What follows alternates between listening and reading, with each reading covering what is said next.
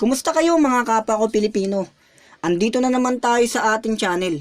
Naway may mga natututunan tayo sa mga previous tutorials natin at sana sa pag-aaralan natin ngayon ay may matutunan ulit tayo. Ano ang pag-aaralan natin ngayon o itatalakay? Ito ay about sa access specifier. Ito ay binubuo ng public, private at protected. Gano'n nga ba kahalaga yung access specifier?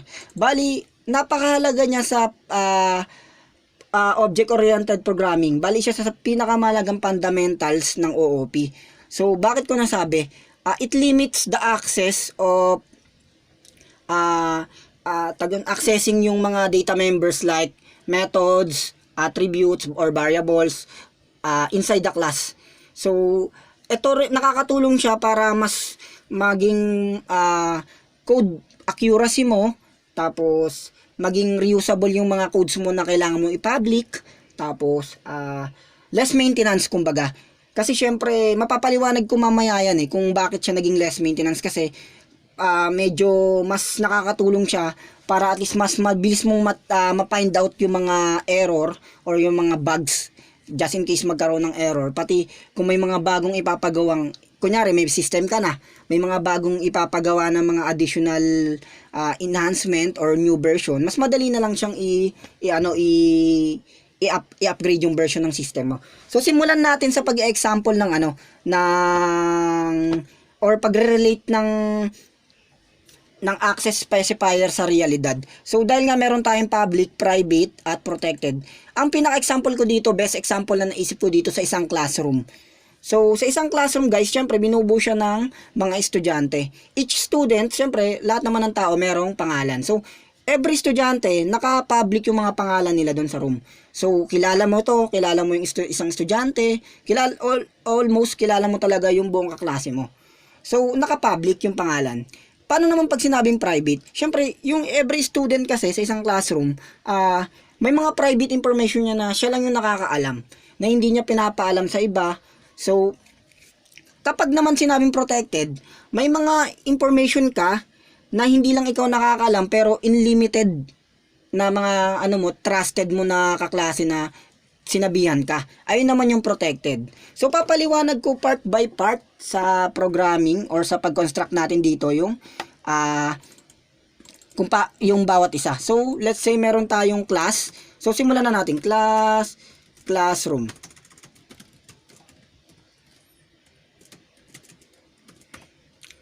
So, gagawa tayo ng public. So guys, sa isang class, pwede tayong mag-declare ng tatlong access specifier. Isang public, isang private, at isang protected. So, ngayon guys, part by part muna tayo. Isang public, isang private, isang protected. Pero mamaya, itatry ko siyang i-complex, medyo mas advanced na konti na magkahalo na sila. So, try muna nating public. So, sabihin na natin string name. Naka-public yung string name, di ba? So, kapag gagamit tayo ng string, sa previous tutorials natin, tutorial number 4, nagagamit tayo ng string. I-include natin yung string na dito sa taas. So, string name. So, gamitin natin na ipapublic natin yung So, class. Diretso na tayo pala. So, create tayo ng object. Classroom. So, ginagamit to para ma-call natin yung mga methods inside So, object natin is .name. So, si Peter. Ibig sabihin nito guys, binigyan na natin ng first value si name ng Peter. Or so on and so forth, pwede tayo magbigay ng another value sa kanya. So, naka-public siya. Ayun yung nagagawa ng public guys sa object-oriented. Pwede nating i-re-update or i-modify or bigyan ng bagong value yung isang attributes since naka-public siya. So, yung attributes natin ito yung access specifier natin. Ito yung attributes natin or variables. So, binigyan na natin ng bagong Peter. So, i-cout natin public name is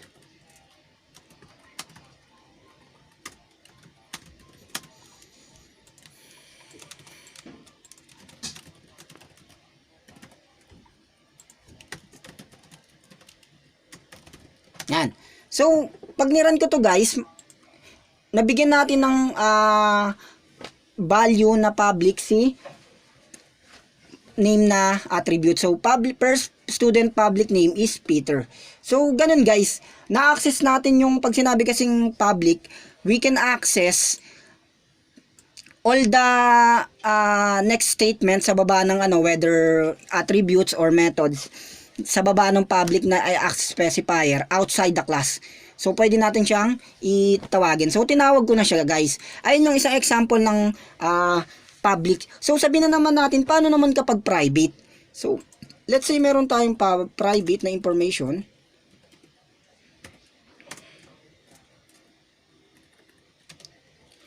String first crush. So, sabihin na natin hindi mo sinasabi kung sino yung first crush mo. So, ibig sabihin, pagka ginawa ko na, since ang version ng ng Visual Studio 2010 kasi gamit ko, hindi niya sinusupport yung C++ 11 onwards. So, yung ganitong gagawin natin na initialization is hindi pwede. So, hindi siya pwede. Magkakaroon siya ng error. Pero sa C++ 11 onwards, gumagana to. So, para magawa natin siya, maggagawa tayo ng constructor na pagka ginamit natin constructor sa previous tutorials natin, tinapi ko to. So, constructor, kung gusto niyo mas maintindihan, pwede niyo balikan yung tutorial natin. So, constructor. Sabihin na natin ang first crush niya is si Christine. So, tatawagin ko na si first crush gamit yung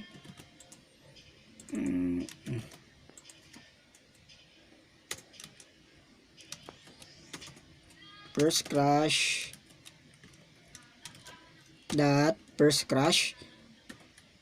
see my first crush is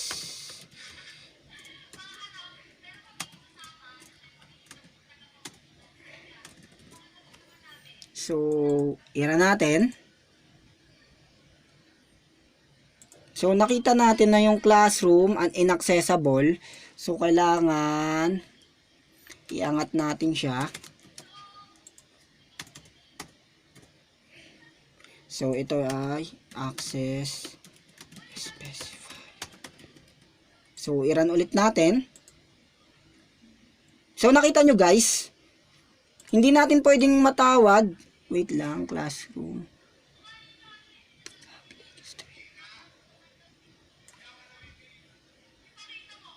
Classroom declared is inaccessible. So, inaccessible, para magawa pala natin siya guys, dito natin siya ilalagay kay sa loob ng public. Kasi nga, dahil nga nasa private siya, lahat ng dineclare natin, next line ng private is inaccessible outside the class. So, naggaganto siyang error kanina. Eto, so hindi natin siya pwedeng ma-declare. So, pagdating dito naman guys, ito yung nalang error niya, yung first crush. Kasi nga, naka-declare siya as private. So, paano natin matatawag to or ma-expose siya? So, pwede natin gamitin encapsulation, pero itatopic ko yun sa next tutorials natin. Pero pinakita ko lang na hindi natin pwedeng i-call outside or i-public yung information na private. Ayan, so first crush. So, nakita nyo guys, hindi natin siya natawag. So, naka-private si first crush. Next naman guys, paano naman kung gusto natin yung first kiss? So, magagawa ako ng protected.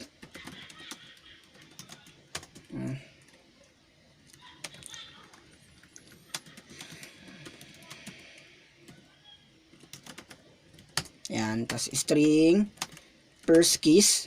So, gagawin naman natin tong, kunyari, sinabi niya sa isang kaklase niya. So, first kiss is equals to Julia. Yan. Next, ang gagawin natin, kapag gagamit na tayo ng protected, para matawag natin siya, matatawag lang natin siya sa other classes na naka-inherit, na in-inherit niya mismo yung pinaka main class natin or yung pinaka base class natin. Kasi ayun yun naman yung tinatawag na inheritance. Pero mas itatopic ko yun sa next ano natin, pagkatapos ng encapsulation, para mas maintindihan nyo. Ngayon lang, papakita lang natin kung paano gagamitin yung protected gamit yung inheritance. So, i-inherit natin siya. Ang format niya, class, ang pangalan ng class mo, kunyari,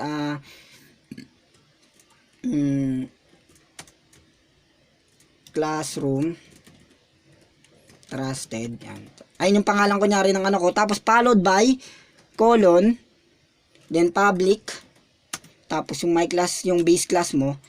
Bali, ang inheritance na rin guys, ano ko na lang rin, tawag yan, medyo, para mas medyo may idea kayo kung ano yung inheritance.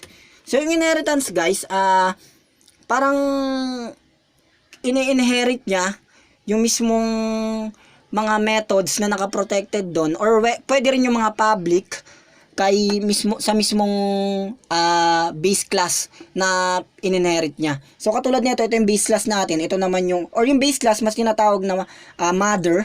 Tapos ito naman yung child class natin or yung derived class. So i-inherit niya lahat ng naka-public at protected kay, hindi lang si protected, pati public ma-inherit niya kay classroom na class. So let's say meron tayong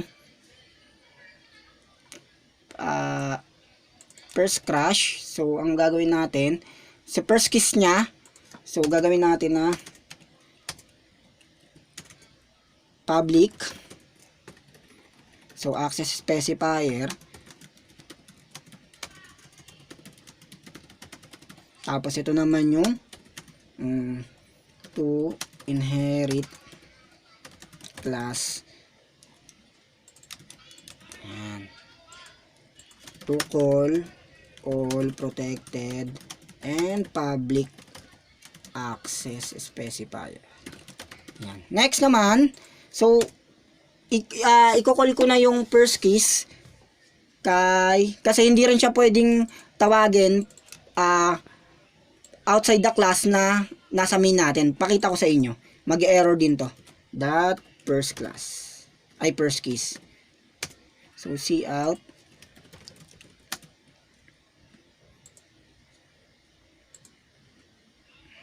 So, hindi pwede. Protected. Cannot access protected member. So, dun lang natin siya ma-access. So, gusto ko nang i-public siya.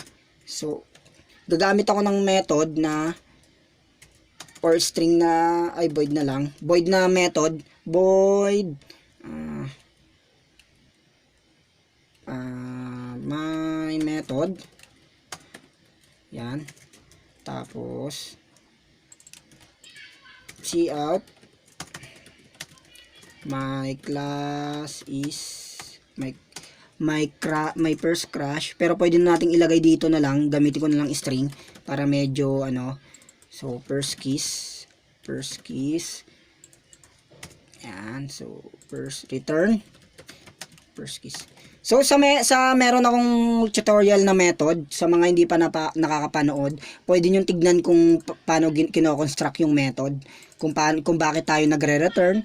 So first kiss, matatawag ko na inherit ko tong yung first kiss na protected. So natawag ko na siya dito, tapos ni-return ko para matawag ko na siya dito.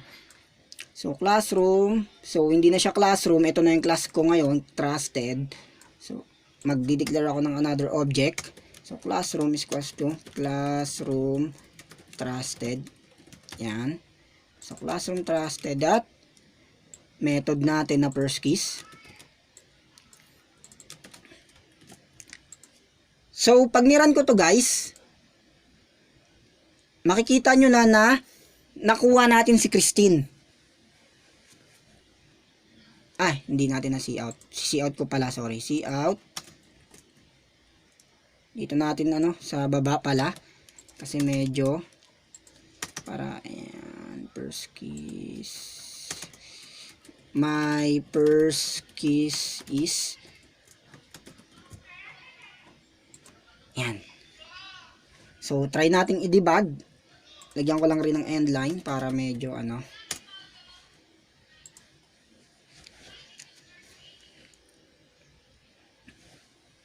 Ayun, nakita nyo? My student, first student public name is Peter. Tapos nakuha natin yung Julia. My first kiss is Julia. So, ginamit natin yung, dineclare natin yung child class natin na nag-inherit nung naka-protected na first kiss na attributes. So, gumamit tayo ng method para i-return yung first kiss. Tapos, tatawagin natin yung method na to, dito. So, ayun guys. Ganun ginagamit yung basic ng paggamit ng ano, ng mga access specifier. Papakita ko naman guys yung complex ng ano, ng private para mas magets nyo. Kasi guys, ginagamit yung yung protected. Mas ginagamit yung protected guys. Pwede sa ano, sa mga pin kunyari. Sa isang system mo may mga security ka na pwede siyang gamitin sa pin. Kunyari sa isang system mo may security ka na kapag maglalagay siya ng pin every time na may access siya na functionality for security purpose. So para magawa yon, gagamit ako ng, so ibahin na natin to. So let's clear it out. Tapos, so ganun yung ang program natin guys, pin reusable for security purpose. So gagamit tayo dito ng guys ng protected. So papakita ko sa inyo guys kung paano. So class, main class, yan. Tapos meron akong protected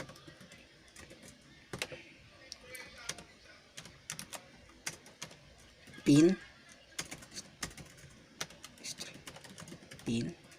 tapos so gagamitin ko na yung constructor natin na main class.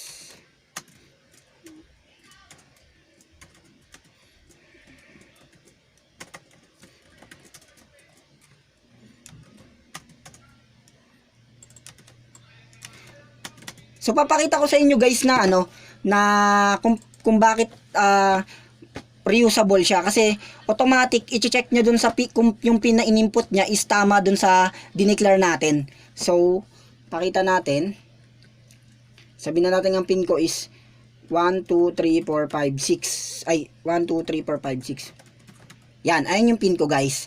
So i-inherit ko to class, child class. So public main class. So main class, tapos ang gagawin ko is gagawa ako ng method na i-check niya every time kapag kailangan natin functionality kung tama yung in-input niya. So bool string bool na lang gagamitin ko, bool pin ready.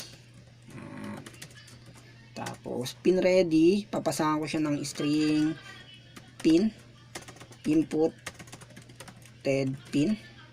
Yan. Tapos bool pin ready is equals to true,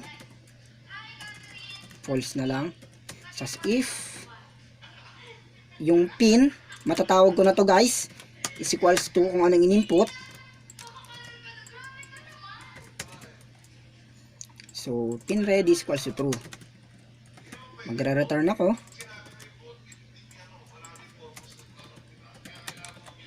Yan. So pagdating sa baba,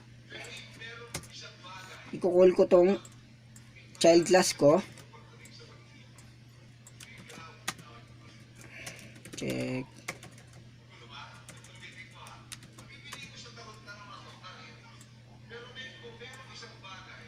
So, ibig sabihin, every time itong child class natin, pwede natin siyang tawagin every time na kailangan nating i-check kung yung pin is tama ba. So, check child. Yan. So, kukondition ako ay cout, enter pin, cin ay get line.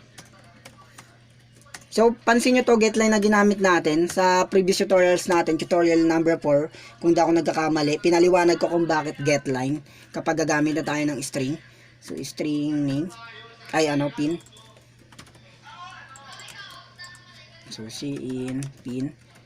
So, if child dot pin ready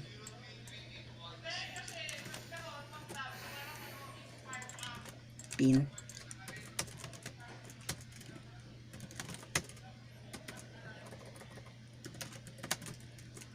ay di pala PHP to. So success. So ibig sabihin na to guys, once na true to, true yung return na ito, success. Once naman mag false, failed. Since boolean naman yung gamit natin, so kapag boolean, true or false return, so kapag hindi natin nilagyan to ng operator, automatic, i-assume niya true or false yung return nito. Since true yung i-return niya kapag katama, yan. So try na natin to guys. Ang construct ko muna, paliwanag ko, nag-declare ako dito ng isang protected na pin na hindi naman ma-outside dito. Hindi, kumbaga itong part na to is hindi na to parang mamomodify nung another developer. Ito rin yung pinaka tawag dito, pinaka maganda dito eh. Once na may mga developer kasi na, kunyari, sa isang project kasi minsan, diba guys, may mga maraming developer na humahawak. So, minsan may mga global configuration kayo na katulad nitong pin na gusto nyo all throughout system access. So, gagamitin natin yung protected para doon. Tapos, dito, nakaset siya as protected. Tapos, nakalagay yung configuration natin. Katulad nitong pin. So, pwede na natin siyang ma-access in different classes. So, igagawin lang natin, i-extend lang natin or inherit lang natin yung pinaka class natin or pinaka mother class natin. So, check na natin.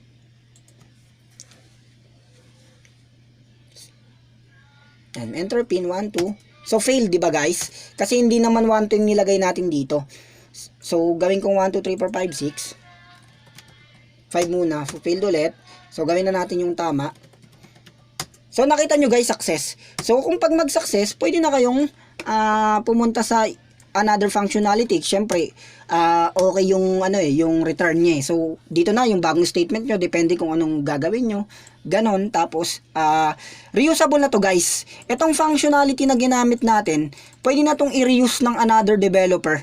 So, pwede niyang tawagin lang yung child class. Tapos, pasahan niya lang to ng parameter, tapos check niya lang yung return kung tama ba.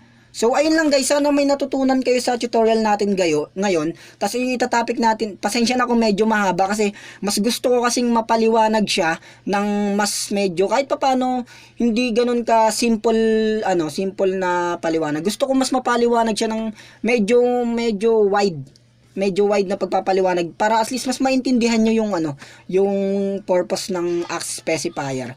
So, salamat sa panunood. Ang next topic naman natin na itatakil na is yung encapsulation or commonly pwede na rin siyang matawag na abstract. So, pagkatapos naman nung topic natin encapsulation, sunod ko naman yung inheritance. Kasi yung inheritance guys, medyo may may mga additional pa siya na hindi lang ganito, basic to guys basic kumbaga meron pa siyang another pwedeng gawin. So salamat, thank you, sana may natutunan kayo.